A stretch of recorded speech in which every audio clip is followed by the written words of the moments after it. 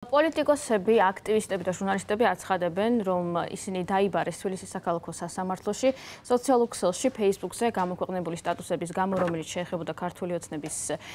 წევრებს და რომელიც იყო შეურაცხმყოფელი. ამის შესახებ ნანუკა ჟორჟოლიანიც აქვეყნებს ინფორმაციას, მისი თქმით დაიბარეს როგორც თვითონ, ასევე მისი შვილი და ნანუკა ჟორჟოლიანის თქმით უჩივის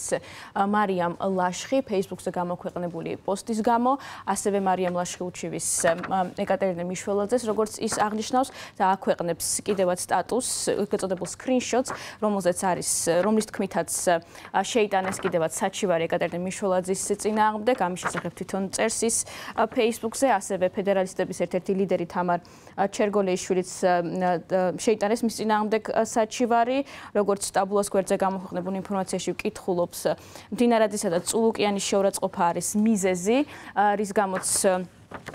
შეიტანეს საჩივარი მის წინააღმდეგ, თუმცა ჩერგოლეიშვილის თქმით ის არ აპირებს ოფიციალური დოკუმენტის საბუთის წარდგენამდე არსად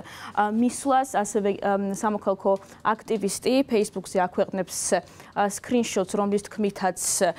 შეიტანეს კიდევაც საჩივარი მის წინააღმდეგ, აგერ მტკიცებულებები, სადაც მიწერია სამშობლოს მოღალატე, თანამედროვე ბოლშევიკი, ამის გამო აპირებენ ჩემს გასამართლებას, ეს ჩემი პოლიტიკური შეფასება, მოქმედი პოლიტიკოსის და სრულად ჯდება ჩემს კონსტიტუციურ უფლებაში, სიტყვის თავისუფლებაში აღნიშნავს გიორგი ტუმასიანი Facebook გვერდზე. ბოლო ინფორმაციით საჩივარი შეტანილი არის ნანუკა ჟორჟოლიანის, ვახო სანაიას, ვიკა ბუკიას, ეკა მიშველაძის, მიშა მშვილდაძის, დეა მამისეიშვილის, თამარ ჩერგოლეიშვილის, ლევან ხაბეიშვილის, ერენე ხოშტარიას, ალეკო ელისაშვილის, ანა სუბელიანის, ბაია პატარაიას, დავით კაცარავას, გიორგი ქადაქიძის და ქეთი მოლაშვილის სახელზე.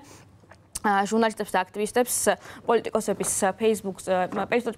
შესახებ Facebook-ის სტატუსების გამო შესაძლოა დაჯარიმდნენ 1500-დან 4000 ლარამდე. ეს ადმინისტრაციული სასჯელი ასევე ითვალისწინებს 45 დღემდე პატიმრობას.